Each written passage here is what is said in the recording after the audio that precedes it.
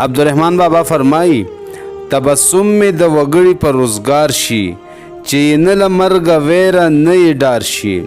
بابا وایي چې ما ته خلکو پورې خندا راځي چې د مرګ غوندې انجام د دې مخې ته پروت دی ولیدي یریږي نه او د مرګ تیارې نه کوي نیک عمل نه کوي. له ده وزیږي ته د وړاندې ومري لا یې مینه د دنیا په کاروبار شي.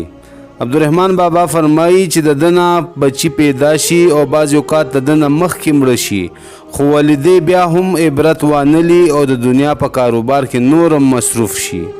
د ژوندیو نصیحت په اثر نه کا مګر مړه له قبره پاسي په گفتار شي. انسانان د دنیا په کاروبار کې داسې بوخت دي که چرې مړی هم راپاسي او ده ته ووایي چې دا دنیا فاني ده او موږ ته وګوره موږ نه عبرت واله خو ولې په ده باندې اثر به ونه کړي نو د ژوندو نصیحت لا څه شی دی. د امید مزې یې هسې رنګ دراز وي چې تر خضره پورې خپل عمر بسیار شي. خضر علیه السلام باره کې وایي چې هغه به تر قیامته پورې ژوندی وي. بابا وایي چې د انسانانو امیدونه او مزې دومره اوږدې دي چې د خپل عمر د خضر علیه السلام نه هم زیات ښکاري. سپینه ګیره په وړني کې زویه واخلي چې به مال رسپایي او منصبدار شي.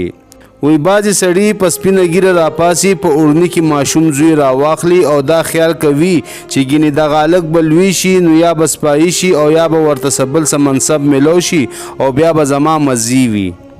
رحمان څه دی چې به پن و چاته وایي هدایت د هر بنده په کردګار شي.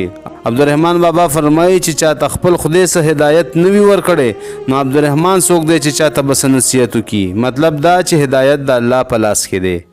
ملګرو دا عبدالرحمن بابا کلام او د هغې مطلب تاسو سره مو شیر کو. اجازت غواړم د الله په امان.